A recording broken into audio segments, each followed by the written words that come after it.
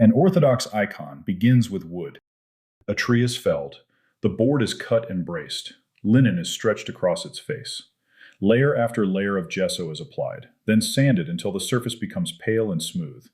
A drawing follows. Gold leaf, pigment, egg yolk. The steady pressure of a small brush held by a patient hand. A chemist could examine the finished panel and identify every substance present: timber, chalk, cloth, minerals, protein, metal. The chemist would be correct. He would also have missed almost everything. A worshiper enters the church, sees the icon, and crosses himself. The gold catches the light of the vigil lamp. The painted face seems still at first, then strangely present. The figure does not recede into an invented distance. Reverse perspective causes the image to open outward, toward the person standing before it. Gesture, color, inscription, and proportion belong to a sacred grammar. The panel addresses the eye, though its real object is the soul. Nothing has ceased to be material. The wood remains wood, the gold remains gold, the pigment has undergone no secret chemical awakening. Yet the matter has become transparent. This transparency is the territory Mircea Eliade explored through the idea of hierophany, the appearance of the sacred within the ordinary world. A stone remains a stone, yet it becomes an altar. A mountain remains a mountain, yet it becomes the meeting place of heaven and earth. Water continues to rise from the ground, cold and clear, yet the spring becomes a place of healing, covenant, memory, or pilgrimage. The physical object survives the disclosure. It's ordinary. An Orthodox icon begins with wood.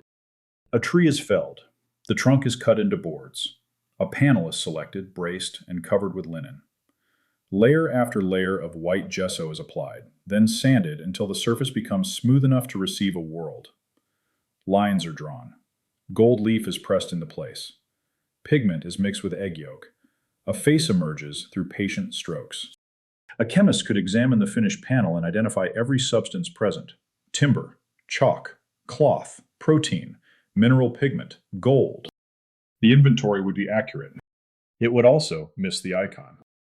A worshiper enters the church, sees the image, and crosses himself.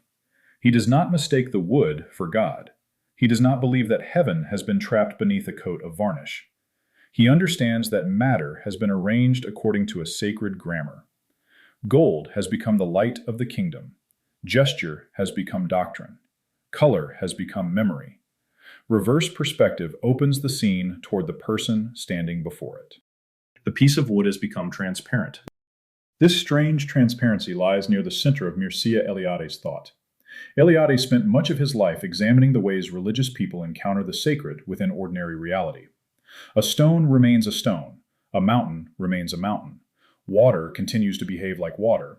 Yet the stone may become an altar. The mountain may become the meeting place of heaven and earth. The spring may become a place of healing. The material thing remains what it is, while disclosing something beyond itself. Eliade called such an appearance a hierophany, a manifestation of the sacred within the world. He gave a name to an experience that had ordered human life for thousands of years. Some places feel like centers. Some times feel closer to the beginning. Certain objects carry a weight that their physical ingredients cannot explain. Eliade named the opening. He did not exhaust the craft by which human beings prepare that opening. That craft may be called magic. The word arrives wearing a rather overcrowded cloak. It can refer to stage illusion, fantasy, sorcery, ritual power, or a man pulling a coin from behind the ear of an increasingly suspicious child. Yet beneath these meanings lies an older intuition. Magic concerns the moment when the visible world reveals more than its surface. Understood aesthetically, magic is the disciplined art of making sacred order perceptible through material form. Sacred form does not abolish matter, it teaches matter to speak. Modern thought usually allows an object one respectable identity. A crown is worked metal. Incense is aromatic smoke. A cathedral is arranged stone. A funeral veil is dyed cloth. Anything beyond the material description is treated as a private feeling applied later, once the serious men have completed the inventory and gone home to rooms resembling airport lounges. Traditional people saw no need to flatten the object in this way. A crown remained metal while disclosing sovereignty. Incense remained smoke while giving visible form to prayer. A cathedral remained stone while forming an image of the cosmos. A veil remained cloth while carrying grief, chastity, rank, memory, and obligation. These objects did more than remind people of ideas. They gave invisible realities a body. The crown placed kingship upon a human head. The bell carried sacred time across fields and rooftops. The funeral garment taught grief how to stand in public. The church door marked the passage from common space into consecrated space. Such forms allowed human beings to inhabit meanings rather than merely discuss them. This helps explain why the artist may be understood as a priest of the visible world. The serious artist receives matter, discovers its aptness, and gives it a form through which a higher pattern can shine. He does not create the truth disclosed by the work. He makes that truth available to the senses. The iconographer does not invent Christ. The architect does not invent heaven. The poet does not invent death, exile, sacrifice, kingship, or love. He gives them rhythm, image, and voice. He builds a vessel sturdy enough to carry what already exceeds him. Bad art reverses this relationship. The artist wishes to display himself, so matter becomes the hired carriage of his personality. The work points back toward its maker and insists that we admire the passenger. Sacred art points beyond its maker. This arrangement can be hard on the ego. No wonder autobiography became so popular in art departments. The self rarely requires mastery of egg tempera. For Eliade, religious man does not inhabit a flat world. Space has joints. Time has chambers. The world contains thresholds, centers, boundaries, heights, depths, and places where ordinary measures seem to fail. Here is the temple. There is the wilderness. This is the holy day. That is the place of burial. Here the ancestors entered the land. There the saints suffered. This water heals. That tree marks the covenant. Modern secular life tends to treat space as uniform and time as a sequence of interchangeable units. Tuesday at 3 o'clock differs from Wednesday at 3 o'clock mainly because one contains a dentist appointment. A square foot beside the altar is measured by the same instrument as a square foot inside a warehouse. Sacred consciousness perceives articulation. A temple stands at the center of the world because it gathers heaven, earth, memory, and human action into one ordered place. A threshold matters because crossing it changes the meaning of one's movement. A feast matters because it returns the community to an event that remains alive through remembrance. Ritual time does not merely recall the past, it makes the past present. The wedding joins one couple while repeating a form inherited from countless marriages. The funeral buries one body while placing that death inside a pattern shared by generations. The procession follows a particular road, yet it also rehearses a people's understanding of who they are and where they are going. Sacred time is thick. It contains more than the present instant. This is why a cave can become a temple. Geologically, a cave is a cavity in rock. Its darkness, enclosure, echoes, hidden chambers, and descent into the earth give it a natural aptitude for meanings connected with death, gestation, initiation, burial, and rebirth. The cave already possesses a grammar before anyone paints an animal upon its wall. A modern office conference room may contain the same number of cubic feet. It has yet to inspire a mystery cult, unless quarterly planning has become stranger than reported.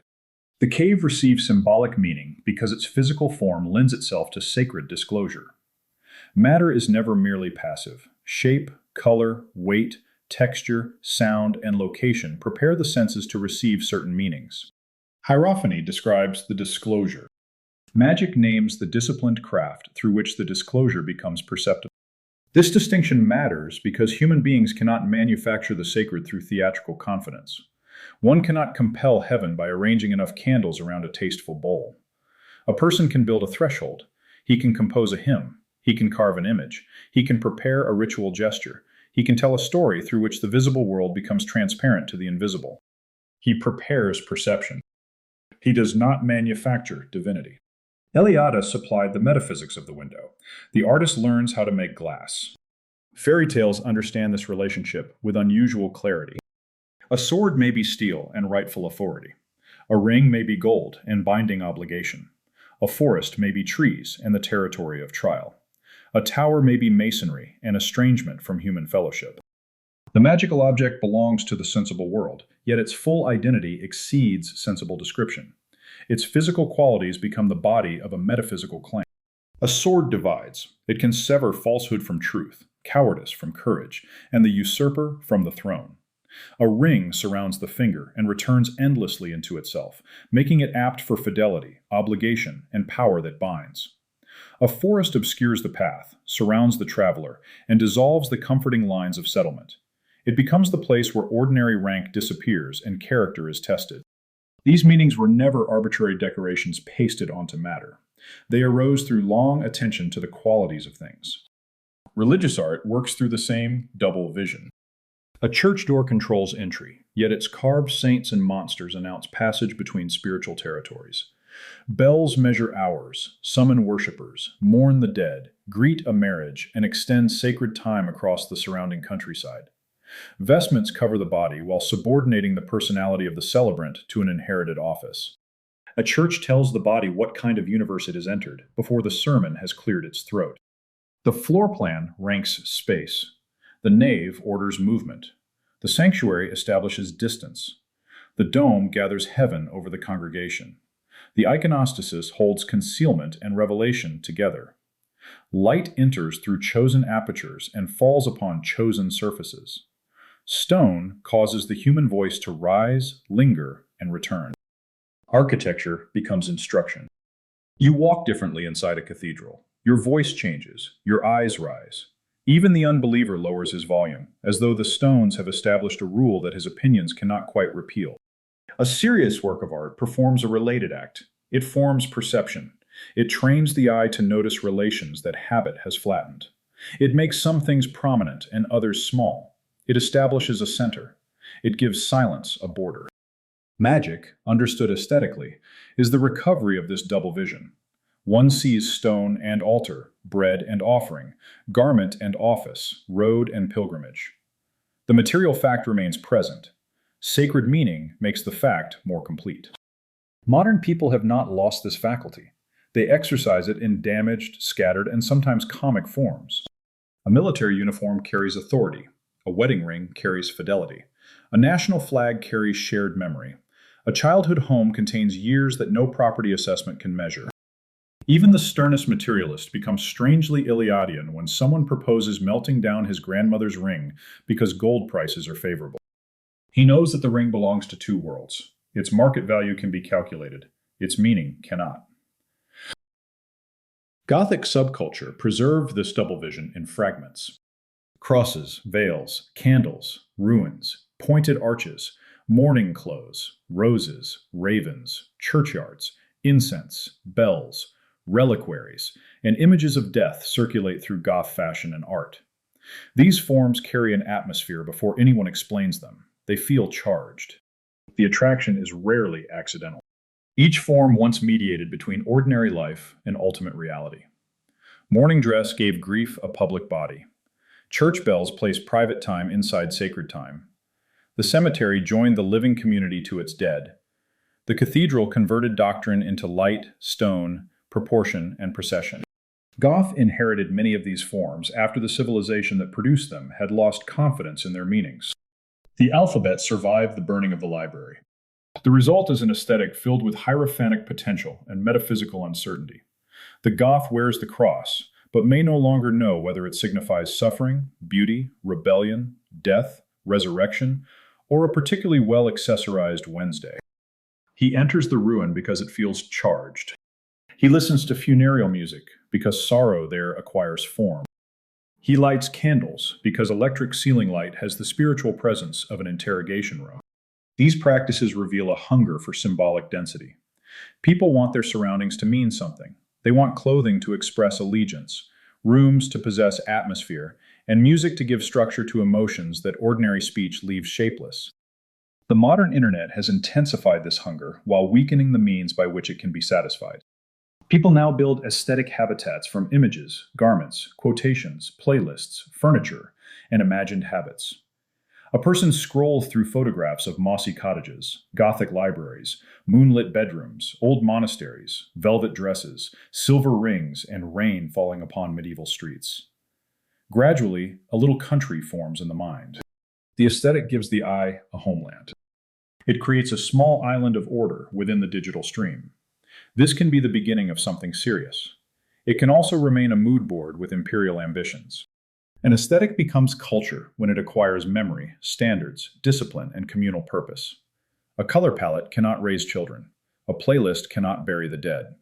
A collection of images cannot teach a young craftsman how to carve a door that will endure for 3 centuries.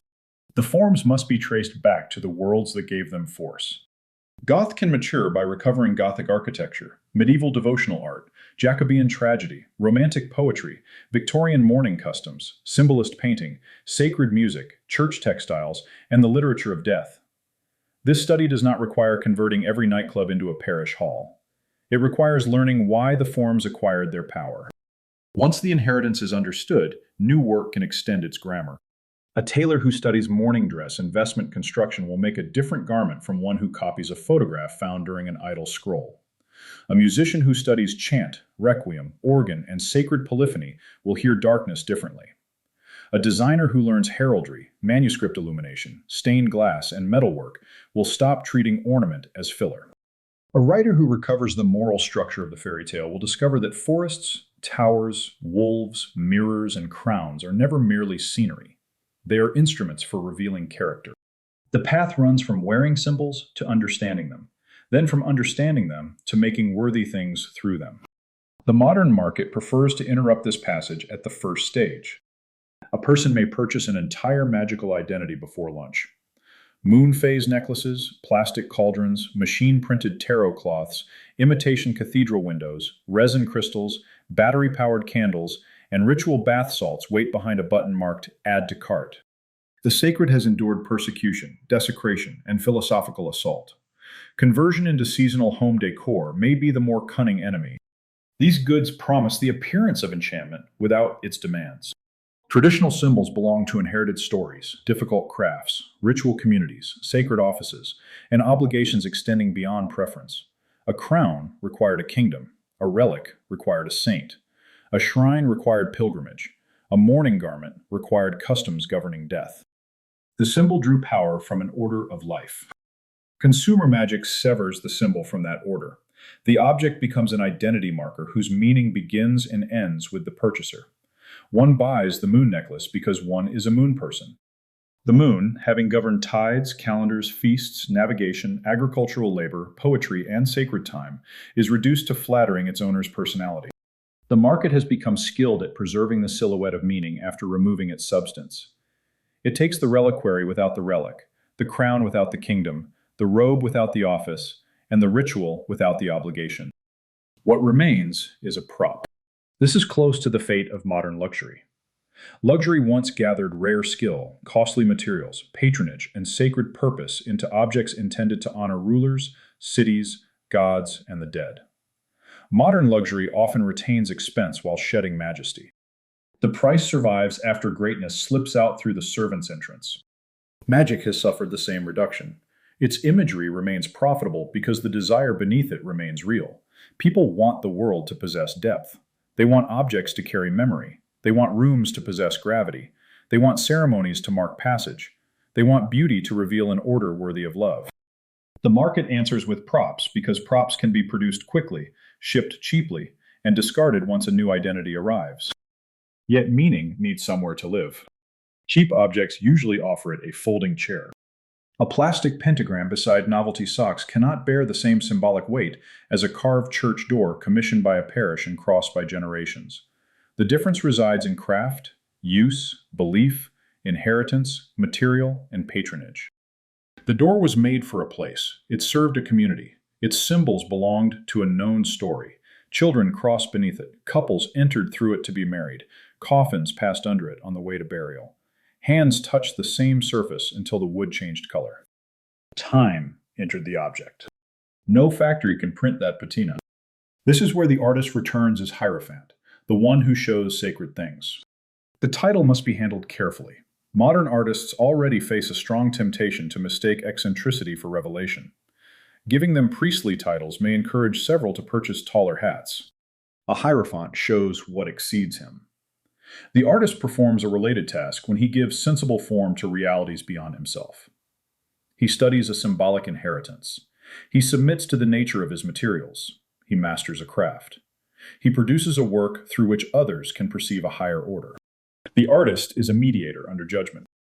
He does not own the order he reveals. This condition requires humility. Wood has grain, stone has weight, pigment has limits, music has interval and measure. Language possesses histories that cannot be wished away by personal sincerity. The material resists the artist, and that resistance is a mercy. It saves him from the swamp of pure self-expression. The painter must learn what paint can do. The architect must answer to gravity. The poet must listen to words inherited from the dead. The tailor must accept that a human body is shaped differently from a political slogan. Craft begins in obedience to reality. Art must remain beneath the throne. Beauty can direct the soul toward God. It can give earthly matter the shape of praise. It can teach attention, embody memory, and prepare a people to receive sacred truth. Beauty cannot replace revelation, repentance, sacrament, or worship. Richard Wagner grasped the religious power of art and dreamed of recovering a total sacred drama through music, myth, poetry, costume, and architecture. His vision understood that art can gather a people into a shared experience of meaning. It also risked placing the artist where the priest, prophet, or God had once stood. When art becomes a substitute religion, the artist soon begins behaving like a substitute God. Reviews become heresy trials. Taste becomes doctrine. The gallery acquires a sanctuary's hush while displaying objects that often seem surprised to be indoors. The Orthodox account is more exact. Man is a liturgical craftsman within creation. He receives the world as gift, gathers it through intelligence and labor, and offers it back in praise. The icon panel, carved door, altar cloth, manuscript, garden, hymn, and church bell are matter disciplined toward a sacred end. The artist does not pull heaven down through personal force. He prepares earthly things to testify. This marks the boundary between hierophanic art and occult sorcery. The artist seeks faithful disclosure through form. The sorcerer seeks access, power, knowledge, protection, or control through hidden forces. The iconographer submits to an inherited canon. The occult magician attempts to make unseen powers answer a technique. One serves an order. The other attempts to operate it. The word magic can obscure this distinction because it throws several unlike realities into the same dramatic trunk. Sacrament, sacred appearance, aesthetic disclosure, stage illusion, and occult manipulation then tumble together until theology resembles porridge. A sacrament is an act of God through the life of the church. Matter becomes a means of grace. Water, oil, bread, wine, touch, speech, and gesture participate in divine action. The priest does not manufacture grace through private skill. He serves within an order given to the church. A hierophany describes the appearance of sacred reality through a place, object, person, event, or natural form. Artistic magic, in the sense being recovered here, concerns the disciplined making of forms that allow sacred order to become perceptible. It works through material, symbol, proportion, rhythm, atmosphere, gesture, and inherited association. Occult magic attempts to manipulate hidden powers through rites, formulas, divination, invocation, or force of will. These categories have touched one another throughout history. They remain distinct. The artist can build a church whose proportions direct attention toward heaven. He cannot compel God to inhabit it. The iconographer can paint according to the canon. He cannot place divine presence under contract. The poet can reveal the majesty of sacrifice. He cannot confer sacramental grace upon his readers. Beauty bears witness. It does not command the Holy Spirit. This boundary protects art from two opposite errors. The secular error reduces sacred art to a psychological effect, as though the cathedral were an elaborate machine for producing goosebumps. The occult error gives autonomous spiritual power to the technique or object itself. Orthodox Christianity locates holiness in God, while granting matter immense dignity as his creation and as a vessel of his action. The world can become transparent because it was created through the Logos. The artist works within an intelligibility he did not invent. Most people begin this recovery through attraction. A cathedral unsettles them. A requiem moves them. A black garment makes grief feel dignified. A folk tale seems truer than the daily news, which is admittedly clearing a low fence. Attraction is a beginning. It should lead towards study, mastery, commission, and transmission. Choose a symbol and follow it through time. Take the rose. Study it in poetry, heraldry, gardens, painting, courtship, martyrdom, and devotion. Watch how its meaning changes while retaining a recognizable center. Learn why beauty and pain belong together in its form. Then learn the craft attached to the symbol. Grow the rose. Draw it. Carve it. Embroider it into a garment. Place it within a window. Write a poem capable of carrying its old meanings without embalming them. A symbol gains authority when the maker has paid for it in attention. Then make something for an actual person and a real occasion. Bind a book meant to become a family possession. Sew a garment for mourning. Compose music for a feast. Carve a door for a chapel. Build a garden around the climate, history, faith, and habits of a household. Meaning becomes stronger when it has somewhere to stand. This is why patronage matters. Artists need people who desire works of consequence. Wealth should commission churches, memorials, illustrated books, gardens, halls, garments, and civic ornament. A culture reveals its gods by examining what its rich men build. Ours has produced many glass rectangles, which suggest that the reigning deity may be a regional insurance company. Public beauty gives visible form to shared memory. A procession or monument gathers people within a common symbolic order. A garden teaches them what deserves patience. A theater teaches them what kinds of human action deserve remembrance. A church teaches them which direction the eyes should rise. A community matures when its members stop asking what they can buy to signal belonging and begin asking what they can build that deserves inheritance. The isolated artist can make an object. A school can make a tradition. A living school of sacred aesthetics would gather craftsmen, painters, musicians, writers, historians, theologians, patrons, and keepers of ritual around a shared grammar. It would study inherited forms without embalming them. It would judge new work by standards firmer than sincerity, novelty, or engagement statistics. The Pre-Raphaelite Brotherhood offers one model. Its members joined historical study, shared principles, technical practice, mutual criticism, and a recognizable public purpose. Their work eventually reached painting, poetry, furniture, stained glass, book arts, and domestic design. They did not share a color palette and declare victory. A contemporary school could begin in a room with a long table. 12 serious people bring drawings, poems, patterns, fragments of music, and unfinished carvings. They study old works. They criticize one another without using therapeutic language as packing material. They commission pieces. They teach apprentices. They publish what deserves permanence. 12 people who share standards can accomplish more than 12,000 followers who share an atmosphere. Such a school would ask severe questions. What vision of man does this work embody? What habits will it cultivate? What does it teach people to love? Will its material permit it to outlive its maker? What community will use it?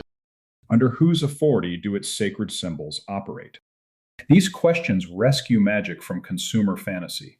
They return it to craft, memory, discipline, place, and worship. They return art to public responsibility. Beauty shapes conduct because people build their lives inside the forms their civilization provides. A people surrounded by ugliness learns to expect little from matter, neighbors, rulers, and itself. Cheap buildings teach temporary loyalties. Disposable objects teach disposable affection. Screens filled with frantic fragments teach the mind to flee every silence before meaning arrives. Ugliness forms people too. A worthy room asks something of those who enter it. A worthy garment changes posture. A worthy ceremony gives private emotion a public measure. A worthy object teaches the hand to become gentle, because replacement would be a loss. Beauty is order made visible to the senses. The artist gives that order a body. The vigil lamp flickers before the icon. Its light moves across the gold ground. The face appears almost to breathe, though the painted lines remain still. Wood, linen, gesso, pigment, and gold are present. The material description remains accurate. It is simply incomplete. Generations of doctrine, fasting, prayer, memory, craftsmanship, and sacred use have taught this panel to direct attention beyond itself. The icon does not trap heaven inside wood. It opens the eye toward heaven through wood. This is the meaning of magic worth recovering. Magic is the disciplined art of making sacred order perceptible through material form. It cannot create the sacred. It prepares the world to bear witness. It gathers material, skill, memory, and symbol until ordinary things become transparent to an order already present and already sovereign. The task begins with attention. Look again at the door, the garment, the bell, the garden, the ring, the grave, and the light moving across a painted face. Ask what each thing has been permitted to carry. Ask what meanings have been stripped from the objects around you. Ask what could be restored through patient hands. Then choose a material. Learn its grammar.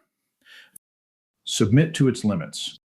Make something worthy of inheritance. Eliade named the opening. The artist builds the window. The light is already waiting. A grand world awaits.